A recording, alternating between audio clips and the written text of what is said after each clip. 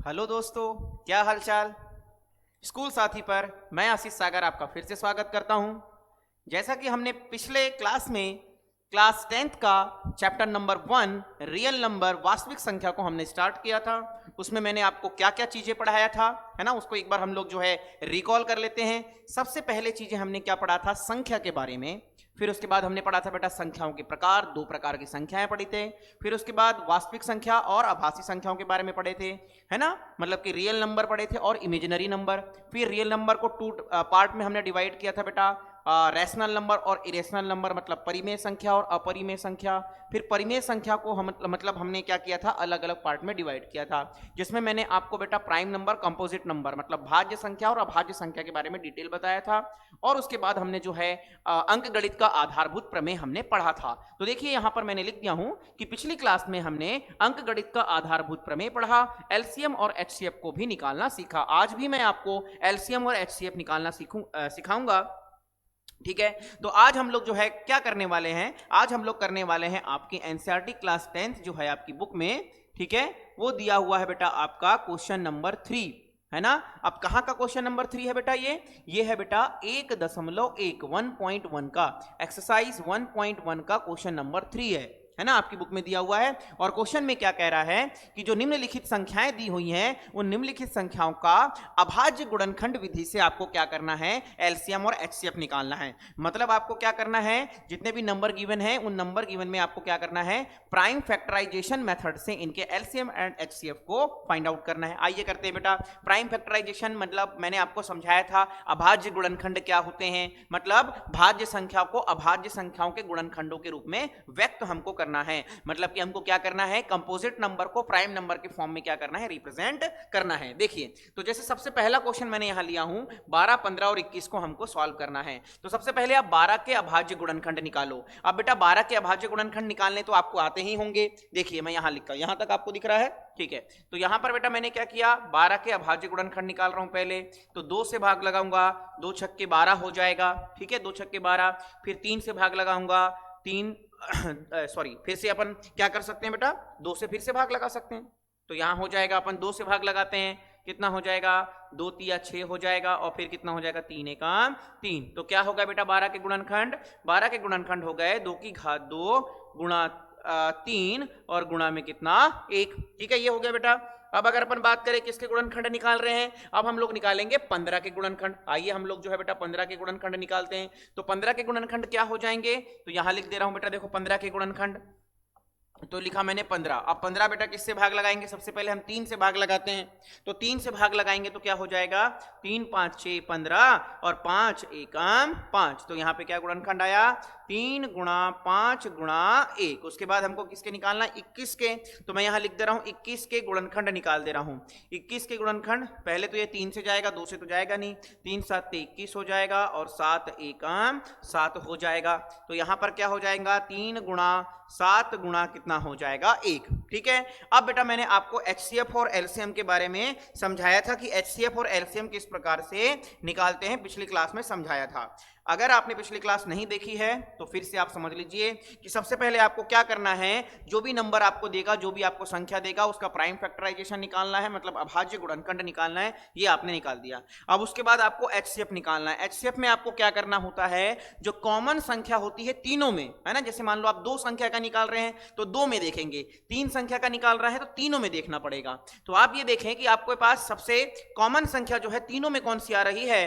तो कॉमन संख्या जो तीनों में आ रही है वो क्या आ रही है बेटा, यहां पर है 3, यहां पर है 3 और यहां पर भी है 3। इसका मतलब ये तीनों में जो है 3 कॉमन है। तो एचसीएफ में हम क्या लेते हैं, केवल कॉमन संख्या को लेते हैं। और कॉमन संख्या में मतलब कि उभयनिष्ठ संख्या में भी कौन सी संख्या लेते हैं, है ना, कौन सी वाली, जिसकी पावर सबसे कम हो। एचसीएफ में लेते हैं हम कम पावर को और एलसीएम में लेंगे हम अधिक पावर को। तो यहां 3 की पावर 1 मतलब 3 एकम 3 ही हो जाएगा। और यहां पे हम बात करें और तीनों में कौन आ रहा है, 1, तो ये हो जाएगा 3 एकम 3। तो 3 हो जाएगा बेटा इसका एचसीएफ।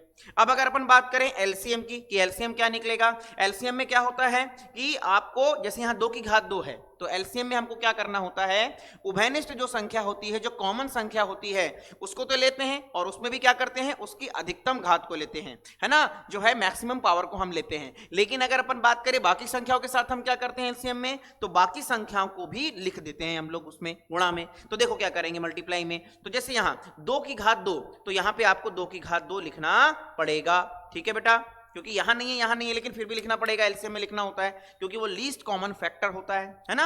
अब अगर अपन बात करें 5 की तो यहां पर बेटा 5 हमको लिखना पड़ेगा, क्यों, क्योंकि 5 यहां है लेकिन 5 यहां नहीं है, लेकिन अपने को एलसीएम निकाल रहे हैं तो लिखना पड़ेगा।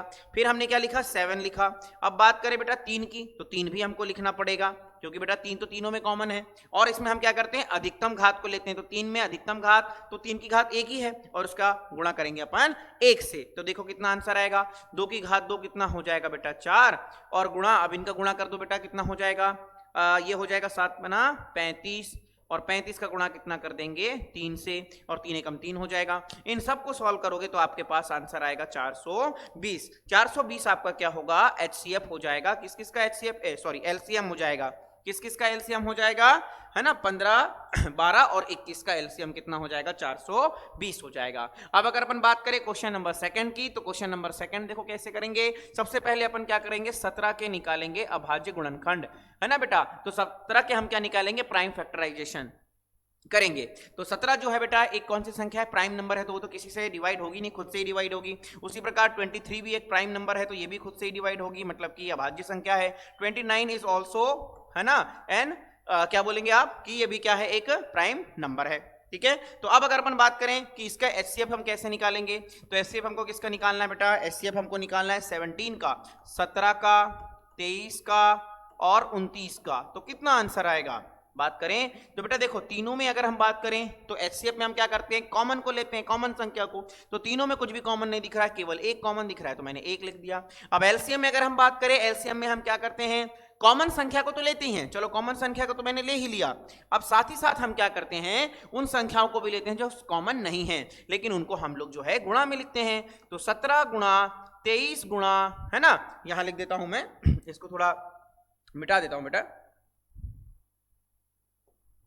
तो ये इसको 1 को हटा देता हूं और लिखता हूं 29 और लिखता हूं बेटा 29 और गुणा में कितना लिखता हूं 1। अब तीनों को गुणा करने से जो आंसर आएगा वही आपका क्या होगा, एलसीएम होगा। समझ में आई मेरी बात। तो एलसीएम और एचसीएफ निकालने के लिए हमने इस प्रकार से जो है इस मेथड का यूज किया। इस मेथड का नाम क्या है, प्राइम फैक्टराइजेशन मेथड, जिसको हम क्या कहते हैं, अभाज्य गुणनखंड विधि भी कहते हैं। अब अगर अपन बात करें क्वेश्चन नंबर 3 जो है, मैंने आपको बताया एग्जांपल नंबर एक्सरसाइज का 1.1 वाला जो है उसका क्वेश्चन है ये।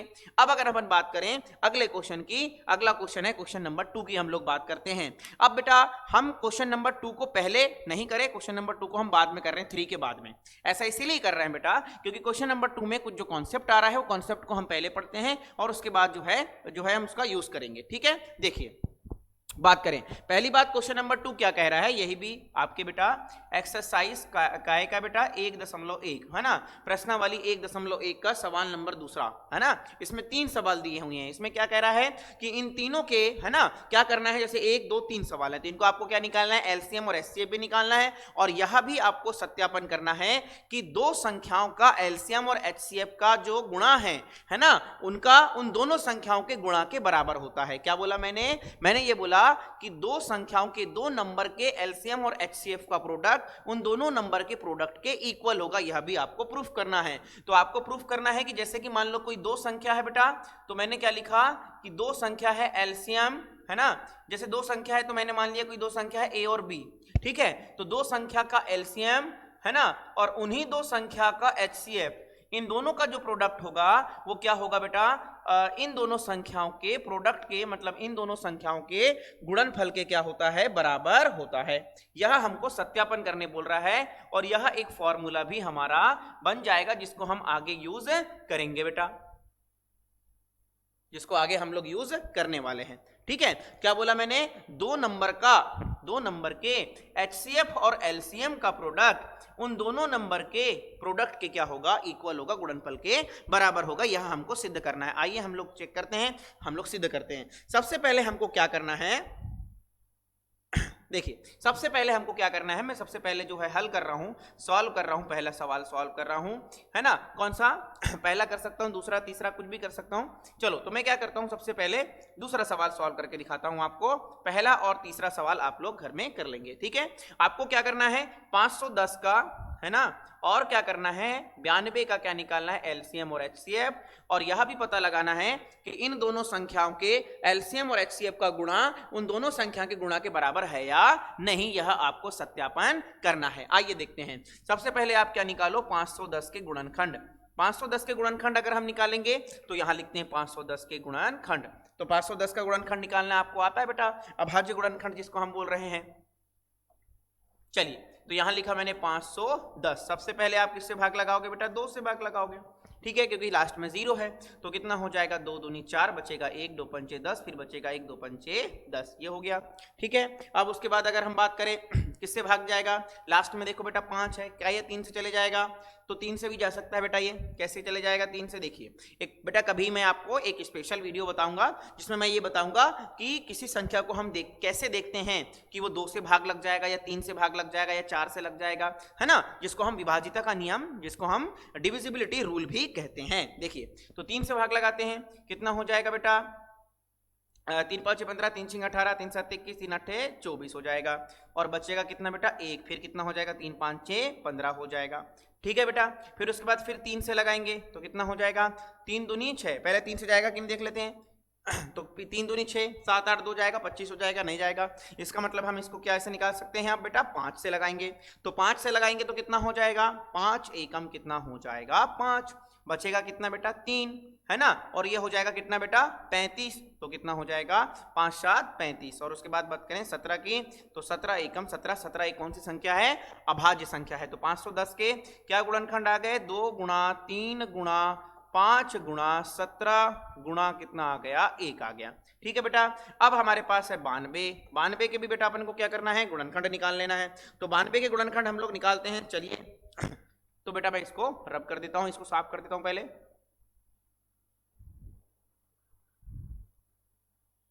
चलिए देखिए अब 92, 92 के आपको गुणनखंड निकालना है। तो सबसे पहले 2 से भाग लगाओगे, 2 चौके कितना हो जाएगा 8, 1 है 9, यहाँ बच जाएगा 12, 2 छक्के कितना हो जाएगा 12। फिर 2 से भाग लगाओगे कितना हो जाएगा, 2 दूनी 4 और 2 तिया 6। फिर कितने से भाग लगाओगे, सीधे 23 से लगा दोगे। क्यों बेटा, क्योंकि 23 एक अभाज्य संख्या है, 23 किसी के पढ़े में नहीं आएगा। तो यहाँ हो जाएगा 2 की घात 2 गुणा 23, और गुणे में कितना हो जाएगा 1, यहाँ 2 की घात 1 है, याद रखना, ठीक है बेटा। अब ये हमारे पास क्या आ गया, हमने अभाज्य गुणनखंड कर दिया, मतलब हमने गुणनखंड कर दिया, और उसके बाद जो है हम लोग यहाँ पर सॉल्व आगे करेंगे। अब देखिए आगे क्या करने वाले हैं, तो इनका हमको एचसीएफ और एलसीएम निकालना है। तो देखिए सबसे पहले हम एचसीएफ निकालते हैं। तो मैंने क्या लिखा, एचसीएफ निकालना है किसका, 510 का और 92 का। एचसीएफ कैसे निकालते हैं मैंने आपको समझाया था। क्या करते हैं बेटा, एचसीएफ में सबसे पहले अपन देखते हैं कॉमन संख्या, उभयनिष्ठ संख्या को हम लोग यहाँ पर देखते हैं। तो उभयनिष्ठ संख्या कौन सी होगी बेटा, उभयनिष्ठ संख्या यहाँ पर कौन सी है, यहाँ 2 की घात 2, 2 की घात 2 की घात 1, 2 की घात 2, तो 2 उभयनिष्ठ है। तो यहाँ पर हम क्या लिखेंगे, अब हमको क्या करना है, जैसे कि मैंने आपको समझाया था। क्या समझाया था बेटा, मैंने आपको बताया था कि आपको क्या करना है, उभयनिष्ठ संख्याओं में भी कौन सी संख्या लेना है, जिसकी घात कम होगी, एचसीएफ में कम घात को लेना है। तो यहाँ पर लेंगे 2 की घात 1 को ले लेंगे। फिर गुणे में बात करें, यहाँ 3 है लेकिन यहाँ 3 नहीं है, यहाँ 5 है लेकिन यहाँ 5 नहीं, यहाँ 17 है लेकिन यहाँ 17 नहीं है। तो अपने को क्या करना पड़ेगा, यहाँ 1 है लेकिन अपने को 1 को ही लेना पड़ेगा। इसका मतलब है कितना हो जाएगा, 2 एकम 2 हो जाएगा, ठीक है। अगर हम बात करें किसकी बेटा, एचसीएफ हमारे पास निकल गया। अब हम निकालते हैं बेटा एलसीएम। तो यहां लिखता हूं एलसीएम हमको निकालना है 510 और 92 का। कैसे निकालेंगे बेटा, तो सबसे पहली बात, उभयनिष्ठ संख्या को तो लेंगे ही लेंगे, है ना। अब उभयनिष्ठ संख्या में भी हम क्या करते हैं बेटा, एलसीएम के केस में क्या करते हैं, उभयनिष्ठ संख्या में भी, कॉमन नंबर में भी बड़ी पावर को लेते हैं, हाईएस्ट पावर को हम लोग यहाँ लेते हैं। एचसीएफ के केस में याद रखोगे। तो यहाँ पर हमने लिखा 2 की पावर 2, है ना, 2 की पावर 2 लिख दिया। अब यहाँ 3 है, यहाँ 3 नहीं है। अब इसका मतलब हमको सारी संख्याओं को यहाँ लिखना पड़ेगा। तो सारी संख्या को मतलब 3 को लिख दिए, फिर 5 को लिख दिए, फिर 17 को लिख दिए, फिर उसके बाद किसको लिख दिए, 23 को लिख दिया, और उसके बाद 1 एकम 1 हमने कर दिया। इस प्रकार से हमने हल किया।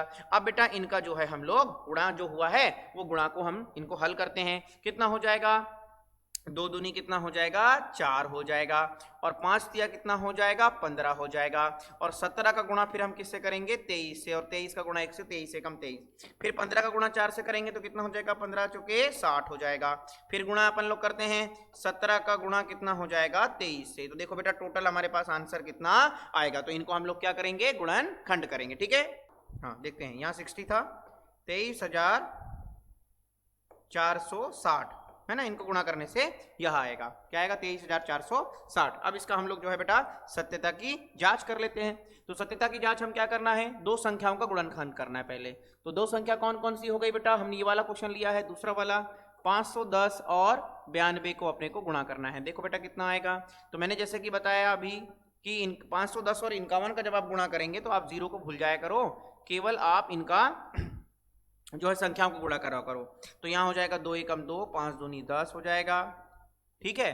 फिर यहाँ कितना आएगा 9 एकम 9 और 9 पना कितना हो जाएगा 45, तो 2 9 6 और ये 4 आ जाएगा, तो मतलब कितना आया 4 6 9 2, और लास्ट में लग जाएगा जीरो। जीरो क्यों लगेगा समझ में आया बेटा, लास्ट में जीरो इसलिए लगेगा क्योंकि लास्ट में हमने वहां भी जीरो लगाना नहीं लगाया था जब हम गुणा किए थे, तो ठीक है। अब उसके बाद हम क्या करने वाले हैं, उसके बाद हमारे को क्या बोल रहा है कि ये वाला इसको सत्यापन करने वाले हैं, है ना। किसको बेटा, एलसीएम जो है दो संख्याओं का, कौन कौन सी संख्या बेटा, 510 और 92 का जो एलसीएम है वो एचसीएफ इनके, कौन किसके एचसीएफ, इन्हीं दो नंबर के 510 और 92 के एचसीएफ के प्रोडक्ट के बराबर होगा। तो देखते हैं बेटा इन दोनों का पहले प्रोडक्ट करते हैं, इन दोनों का गुणा करते हैं, तो कितना है बेटा एलसीएम कितना है 23,000, तो यहाँ लिख देता हूँ, थोड़ा देख लीजिए, थोड़ा कलर चेंज कर देता हूँ। तो यहाँ कितना लिख दिया मैंने 23,000, एलसीएम कितना है 23,460 है। इसका गुणा जो है हम लोग किससे कर रहे हैं, उसके एचसीएफ से। एचसीएफ कितना है बेटा 2 है, तो इन दोनों का गुणा करो, 0 है तो 0, 6 दूनी 12 की 2 हो जाएगा 1, 4 दूनी 8 और 1 कितना हो जाएगा 9, 3 दूनी 6 और ये हो जाएगा 2 दूनी 4। तो देखो बेटा 46,920 यहाँ भी आ रहा है और 46,920 यहाँ भी आ रहा है। इसका सीधा सा मतलब है, इसका सीधा सा मतलब है हम यहाँ लिख देंगे इति सिद्धम, है ना। इति सिद्धम मतलब कि यह सिद्ध हुआ, हैंस प्रूव। इति सिद्धम मतलब अपन इंग्लिश में क्या बोलेंगे इसको, हैंस प्रूव, ठीक है। क्या है, हमने क्या प्रूव किया बेटा कि दो संख्याओं का गुणनफल उन दोनों संख्याओं के एलसीएम और एचसीएफ के गुणनफल के बराबर है, क्योंकि इन दोनों संख्याओं का गुणनफल भी इतना ही आ रहा है और इन दोनों संख्या के एलसीएम और एचसीएफ का गुणनफल भी इतना ही आ रहा है। कितना आ रहा है 46,920, यहाँ भी 46,920, ठीक है बेटा। चलिए, तो ये तो हमारा एक क्वेश्चन। अब अगले क्वेश्चन की तरफ हम चलते हैं, क्वेश्चन नंबर 4 की तरफ। तो बेटा अभी तक मैंने कौन कौन से क्वेश्चन कराया हूँ, क्वेश्चन नंबर 2 करा दिया है ना, जिसमें एलसीएम एचसीएफ मैंने जो है फाइंड आउट कराना सिखाया प्राइम फैक्टराइजेशन मेथड के थ्रू। फिर क्वेश्चन नंबर मैंने 3 जो है सॉल्व कराया, उसमें क्या करें हमने, यहाँ पे भी बेटा अपन ने क्या किया, एलसीएम एचसीएफ निकाले और हमने एक फॉर्मूला बनाया। तो बेटा ये फॉर्मूला आप याद रखिएगा, ये बहुत इंपॉर्टेंट फॉर्मूला है। तो इसको मैं क्या करता हूँ, इसको बेटा दूसरे कलर की पेन से, इस कलर की पेन से लिख देता हूँ। क्या है बेटा, यहाँ पर मैं फॉर्मूला लिख दे रहा हूँ, ठीक है। क्या फॉर्मूला लिखना है बेटा अपने को कि, और हमने अभी इसका बेटा सत्यापन भी किया है, हमने इसको प्रूफ भी किया है। क्या प्रूफ किया है कि दो नंबर के एचसीएफ और एलसीएम का प्रोडक्ट, दो नंबर कौन कौन सा है, कोई भी दो नंबर हो सकता है बेटा, है ना। दो नंबर के एचसीएफ और एलसीएम का जो प्रोडक्ट है उन दोनों नंबर के प्रोडक्ट के क्या होगा, इक्वल होगा, उन दोनों नंबर के प्रोडक्ट के इक्वल होगा। अभी मैंने आपको समझाया कि दो नंबर के एलसीएम और एचसीएफ का प्रोडक्ट उन दोनों नंबर के प्रोडक्ट के क्या होगा, इक्वल होगा। ये फॉर्मूला हमको काम आएगा, इसलिए हम लोग जो है इसको यहाँ पर लिख दिए। चलिए अब बेटा ये क्वेश्चन इसी फॉर्मूले पे बेस्ड है और ये क्वेश्चन भी बहुत ज्यादा इंपॉर्टेंट है, ये आपके एनसीईआरटी में है। कोई बात है बेटा, एनसीईआरटी का ही है, क्लास 10 की बात चल रही है तो क्लास 10 का है। और कहाँ का है बेटा, एक्सरसाइज 1.1 का यह क्वेश्चन है। चलिए इसको सॉल्व करते हैं बेटा। क्या बोल रहा है, देखो इसको मैं सॉल्व कराता हूँ। क्या कह रहा है कि एचसीएफ आपको दिया है, दो संख्याओं का एचसीएफ दिया है 9। क्वेश्चन पूछ रहा है कि उन्हीं दो संख्याओं का एलसीएम निकालो। बेटा सेम फॉर्मूला लग जाएगा, तो हम लोग यहाँ पर लिखते हैं कि हमको दिया क्या है ना बेटा, दिया है, क्या दिया है बेटा, तो सीधी सी बात है ये दिया है एचसीएफ दिया है, कितना दिया है एचसीएफ 306 है ना, और 657 का एचसीएफ आपको दिया है, कितना दिया है बेटा 9 दिया हुआ है। आपको क्या निकालना है, तो हम यहां लिख देंगे बेटा ज्ञात करना है, पूरा ऐसा लिखा करो, यहाँ पे निकालना है फाइंड और ज्ञात करना है, मतलब हमको फाइंड करना है, तो मैंने लिख दिया ज्ञात करना है, फाइंड करना है। क्या फाइंड करना है? एलसीएम फाइंड करना है। एलसीएम किसका फाइंड करना है? 306 और 657 का आपको एलसीएम फाइंड आउट करना है। अब हम यहाँ लिखेंगे वी नो दैट, हम जानते हैं, तो मैं यहाँ लिख देता हूँ हम जानते हैं, we know that the formula of LCM and HCF. क्या है बेटा फॉर्मूला? फॉर्मूला है HCF of two number into LCM of same two number is equal to the product of two numbers, है ना बेटा। ये हमारे पास कह रहा है, तो मतलब ये कह रहा है कि दो संख्याओं का जो गुणनखंड है, ठीक है, दो संख्याओं का जो गुणनखंड है मतलब गुणनफल है, उन दोनों संख्याओं के एचसीएफ और एलसीएम के बराबर है। अब हमको क्वेश्चन में दिया है, देखो बेटा एलसीएम दिया है बेटा दो संख्या है ना 306 और 657, तो इसका एचसीएफ कितना दिया है बेटा 9, और एलसीएम अपने को क्या है बेटा, यहाँ हमको एलसीएम जो है वो फाइंड आउट करना है। किसका फाइंड आउट करना है? तो वही बात है बेटा 306 का और 657 का आपको जो है एलसीएम फाइंड आउट करना है। अब उन दोनों संख्याओं का गुणनफल करो बेटा। दो संख्या कौन सी है? 306 और 657, ठीक है बेटा। तो एलसीएम हम निकालेंगे कैसे? एलसीएम हमारे पास क्या निकल के आएगा? 306 और 657 का एलसीएम हमारे पास क्या निकल के आएगा बेटा? ये संख्या 9 इधर गुणा में है, इधर आकर के भाग में चले जाएगी, इनटू में है, इधर आकर के डिवाइड में हो जाएगी, तो हमारे पास आंसर आएगा 306 इंटू 657 डिवाइडेड बाई कितना हो जाएगा 9। अब इनको सॉल्व करो तो कितना आएगा? देखो इनको सॉल्व करने पर हमारे पास जो आंसर निकल के आता है वो क्या आएगा? पहले इसको 9 से बेटा भाग लगाओ। क्या ये 9 से जाएगा? 6 तो 9 बेटा 9 से जा सकता है। या तो अपन एक काम करें, 9 से नहीं समझ रहे हैं तो आप पहले 3 से भी दे सकते हैं। तो चलो पहले अपन इसको 9 से ही कैंसिल करते हैं। 9 एकम 9, यहाँ कितना हो जाएगा? 9 एकम 9, 9 दूनी 18, 9 तिया 27, तो यहाँ हो जाएगा 9 तिया 27, यहाँ 3 आ गया हमारे पास, 27 है, ठीक है। अब बचा 3, तो वहाँ हो गया कितना? 36, तो 9 चौके कितना हो गया? 36, तो मतलब आंसर कितना आया? 34 गुणा 657। अब बेटा किसी संख्या को है ना बेटा, जैसे कि मान लो कोई संख्या में 2 का भाग जाएगा कि नहीं, किसी संख्या में 3 का भाग जाएगा कि नहीं, 4 का, इन सभी संख्याओं का जो है डिविजिबिलिटी का रूल होता है बेटा, विभाजकता का नियम होता है, उसको मैं किसी एक स्पेशल क्लास में आपको पढ़ा दूंगा। अब इन दोनों को बेटा मल्टीप्लीकेशन करेंगे, वही आपका क्या होगा? आंसर। मल्टीप्लीकेशन करने तो आपको आता है, गुणा करना तो आपको आता ही है।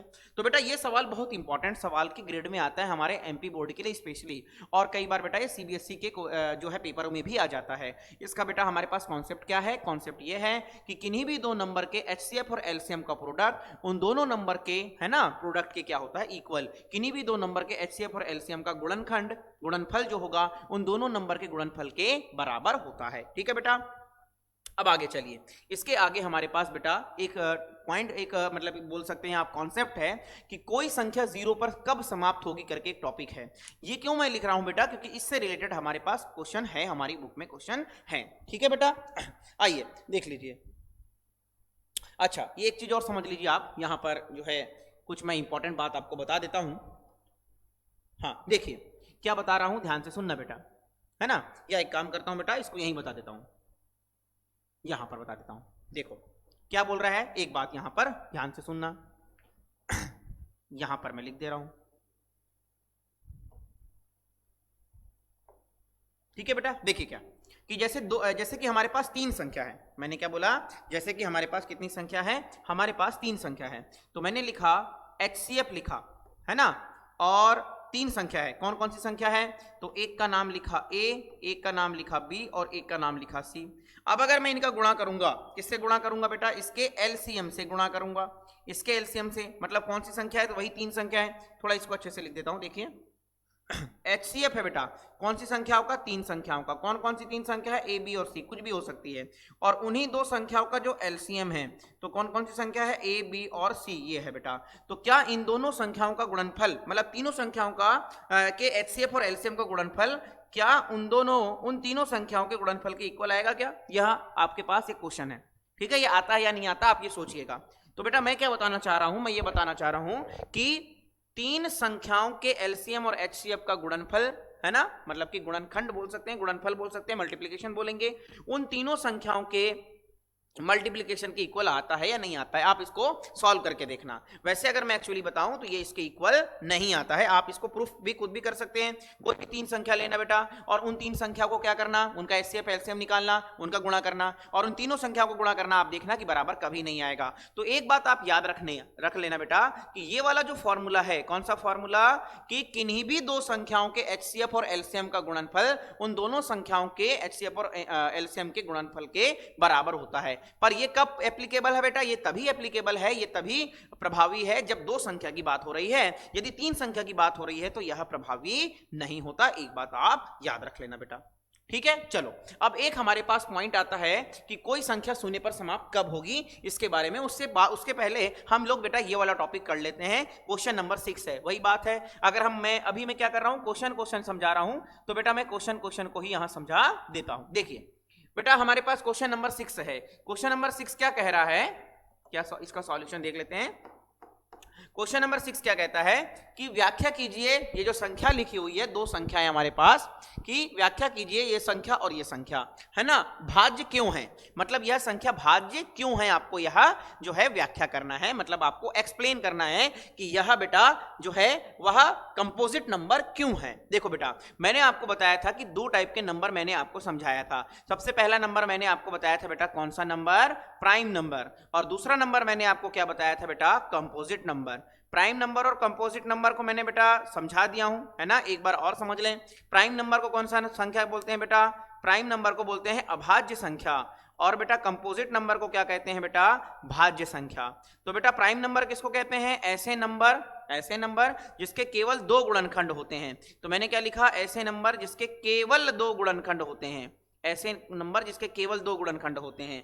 और अगर अपन बात करें कंपोजिट नंबर किसको कहते हैं, ऐसे नंबर जिसके 2 से अधिक गुणनखंड होते हैं। तो मैंने क्या लिखा, ऐसे नंबर जिसके 2 से अधिक गुणनखंड होते हैं उसको हम क्या कहते हैं, कंपोजिट नंबर या अपन भाज्य संख्या कहते हैं। और ऐसे नंबर जिसके केवल 2 गुणनखंड होते हैं उसको अपन क्या कहते हैं बेटा, प्राइम नंबर कहते हैं। तो क्वेश्चन में ये पूछ रहा है कि यह भाज्य संख्या क्यों है, भाज्य संख्या क्यों है, इसका मतलब कि ये इसके 2 से अधिक गुणनखंड है या नहीं, ये चेक करके बताइए।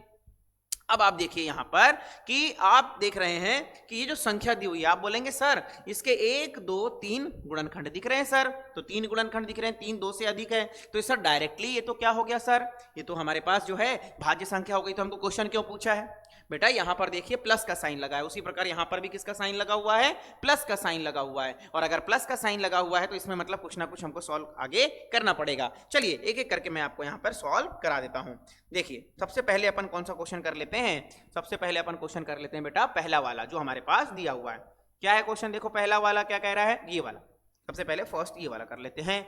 क्या है बेटा, 7 गुणा 11 गुणा 13 धन 13 यह आपको संख्या दी हुई है। तो सबसे पहले अगर इस प्रकार का क्वेश्चन कभी भी आ जाए कि जिसमें आपको प्लस का चिन्ह हो या माइनस का चिन्ह भी हो सकता है, कुछ भी हो सकता है, प्लस माइनस कुछ भी हो सकता है, और यह पूछेगा कि ये भाज्य है या नहीं। अब कुछ बच्चे क्या करेंगे, सर हमको तो दिखाई दे रहा है कि सर वहां तो गुणा है, 1 2 3 जो है मतलब कि गुणनखंड है, इसका मतलब डायरेक्ट भाज्य हो गया। बेटा डायरेक्ट नहीं बताना है क्योंकि बीच में प्लस या माइनस आपको देगा, है ना। तो देखिए अपने को कैसे करना है, यहां पर जब भी इस प्रकार की संख्या आए तो सबसे पहले आप क्या करें, यहां पर जो भी चीज दिख रहा है प्लस या माइनस में, है ना कुछ आपको कॉमन दिखेगा। तो यहां भी 13 है, यहां भी 13 है, तो यहां पर आपने क्या किया, 13 को आपने क्या निकाला है, कॉमन निकाल लिया। कॉमन का मतलब उभयनिष्ठ निकाल लिया।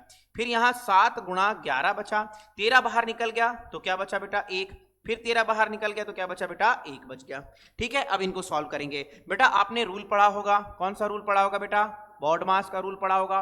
बॉडमास रूल क्या कहता है बेटा, ब्रैकेट ऑफ डिवीजन, है ना, फिर उसके बाद लिख रहा है मल्टीप्लिकेशन एंड एडिशन और लास्ट में सब्ट्रैक्शन। मतलब आपको पहले क्या करना है, डिवाइड करना है कभी भी, फिर क्या करना है बेटा आपको मल्टीप्लिकेशन करना है, फिर आपको क्या करना है ऐड करना है, और फिर आपको क्या करना है सब्ट्रैक्ट करना है, और उससे पहले भी आपको ब्रैकेट सॉल्व करना पड़ेगा।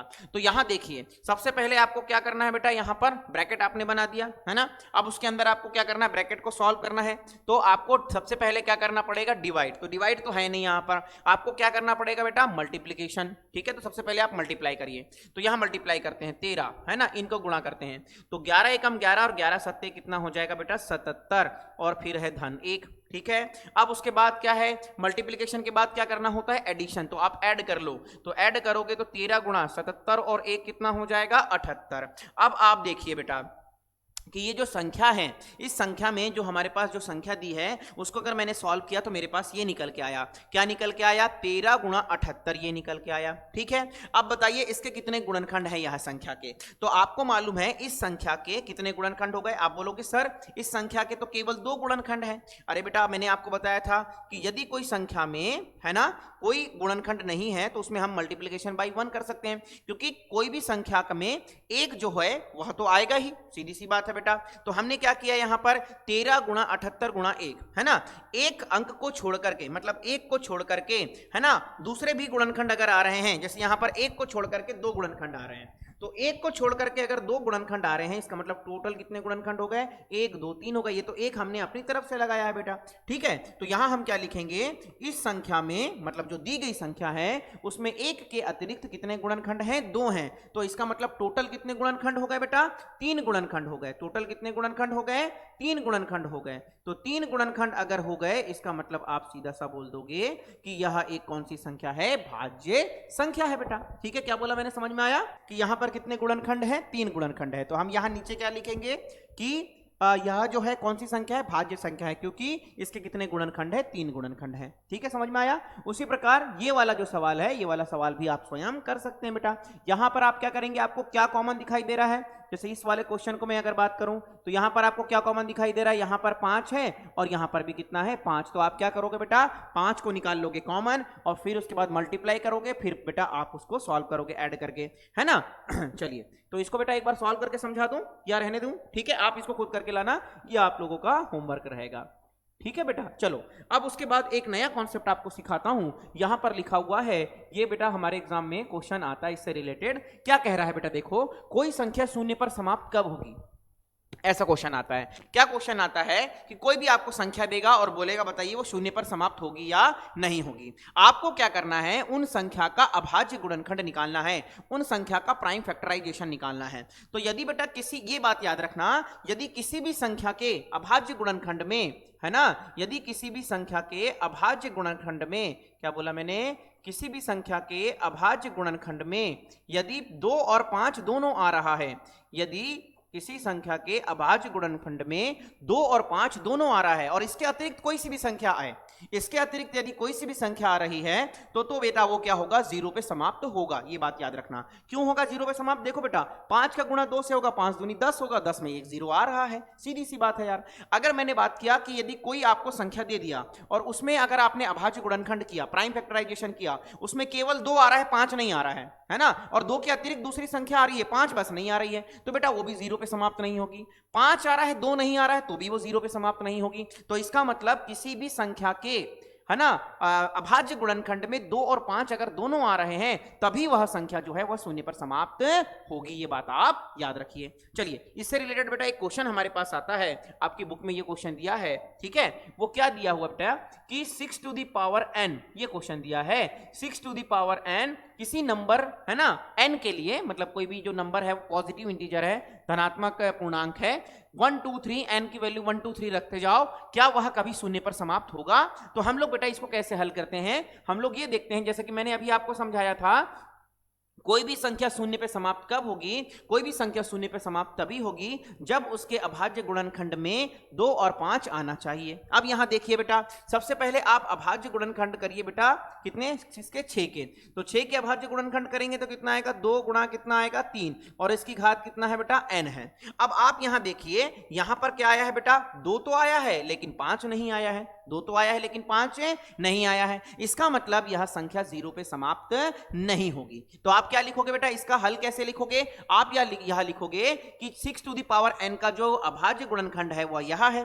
फिर उसके बाद क्या करोगे, आप ये लिखोगे कि इसके अभाज्य गुणनखंड में जो मतलब कि प्राइम फैक्टर नंबर है, मतलब कि जो अपने पास प्राइम नंबर है, मतलब अभाज्य जो गुणनखंड है वह 5 नहीं है, है ना, 2 तो है लेकिन 5 नहीं है, तो इसका मतलब यह संख्या शून्य पे समाप्त नहीं होगी। तो हम क्या बोलेंगे, हम सीधा सा कॉन्सेप्ट ये देखेंगे कि जैसे उदाहरण में भी आपके बेटा ये सवाल दिया हुआ है, आपकी बुक में उदाहरण में यह सवाल दिया हुआ है कि 4 टू दी पावर जो n है क्या वह 0 पे समाप्त होगी या नहीं होगी। तो आपको क्या करना है, 4 टू दी पावर n, तो सबसे पहले 4 के बेटा गुणनखंड निकाल लो, अभाज्य गुणनखंड। तो आप यहां देखो इसके अभाज्य गुणनखंड में क्या 2 और 2 तो आ रहा है, लेकिन क्या 5 आ रहा है क्या, तो यहां 5 नहीं आ रहा है, इसका मतलब यह भी संख्या 0 पे समाप्त नहीं होगी। अब जैसे मान लो बेटा मैंने कोई संख्या लिखा, जैसे कि मैंने लिखा 75 या मैंने लिखा बेटा 70 भी ना लिखते हुए मैंने क्या किया, कोई भी एक संख्या ले लेता हूं, जैसे कि मान लो मैंने 10 लिख दिया, चलो, है ना। अब 10 के अभाज्य गुणनखंड अगर अपन लिखें 10 की पावर n, है ना, तो इसमें क्या आएगा, 2 गुणा 5 आएगा। तो बेटा 2 गुणा 5 आएगा, तो आप देख रहे हैं कि इसके लास्ट में बेटा 0 आ रहा है, क्यों, क्योंकि इसके अभाज्य गुणनखंड में 2 और 5 दोनों है। समझ में आई मेरी बात। तो सीधी सी बात आप ये याद रखोगे, किसी भी संख्या 0 पे समाप्त तब होगी, इस प्रकार का क्वेश्चन आपके एग्जाम में आता है, उसके लिए आप क्या करोगे, यदि उस संख्या में के अभाज्य गुणनखंड में 2 और 5 दोनों आ रहा है तो वो 0 पे समाप्त हो रही है, अकेला 2 आ रहा है तो भी नहीं होगी, 5 आ रहा है तो भी नहीं हो रही। ठीक है बेटा। अब जैसे मान लो बेटा कोई एक संख्या, मान लो कोई भी संख्या हो सकती है, उसके अभाज्य गुणनखंड इस प्रकार से आ रहे हैं, क्या आ रहे हैं, 3 गुणा 2 गुणा 3 गुणा 2 गुणा फिर 2 गुणा 11 गुणा 5 ऐसे आ रहा है, और इसकी पावर n है। क्या यह 0 पे समाप्त होगी या नहीं होगी, आप बताओगे। तो आप ये देखोगे कि सर इसके अभाज्य गुणनखंड में 2 और इसके अभाज्य गुणनखंड में 5 आ रहा है, इसका मतलब यह संख्या 0 पे समाप्त होगी। आप इसको मल्टीप्लाई भी करके देख लो बेटा, 0 पे समाप्त होगी। समझ में आई मेरी बात की नहीं। इससे रिलेटेड क्वेश्चन आपके एग्जाम में आता है। चलिए ये आज की बात यहीं तक, इसके बाद हम आगे पढ़ेंगे। धन्यवाद।